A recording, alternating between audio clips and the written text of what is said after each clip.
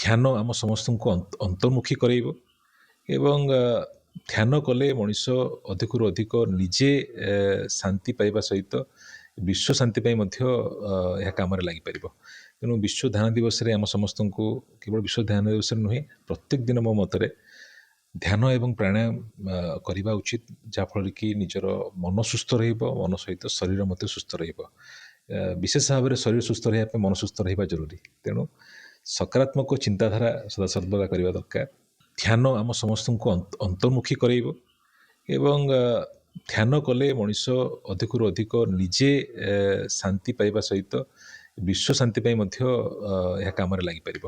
ତେଣୁ ବିଶ୍ୱ ଧ୍ୟାନ ଦିବସରେ ଆମ ସମସ୍ତଙ୍କୁ କେବଳ ବିଶ୍ୱ ଧ୍ୟାନ ଦିବସରେ ନୁହେଁ, ପ୍ରତ୍ୟେକ ଦିନ ମୋ ମତରେ ଧ୍ୟାନ ଏବଂ ପ୍ରାଣାୟାମ କରିବା ଉଚିତ, ଯାହାଫଳରେ କି ନିଜର ମନ ସୁସ୍ଥ ରହିବ, ମନ ସହିତ ଶରୀର ମଧ୍ୟ ସୁସ୍ଥ ରହିବ। ବିଶେଷ ଭାବରେ ଶରୀର ସୁସ୍ଥ ରହିବା ପାଇଁ ମନ ସୁସ୍ଥ ରହିବା ଜରୁରୀ। ତେଣୁ ସକାରାତ୍ମକ ଚିନ୍ତାଧାରା ସଦାସର୍ବଦା କରିବା ଦରକାର।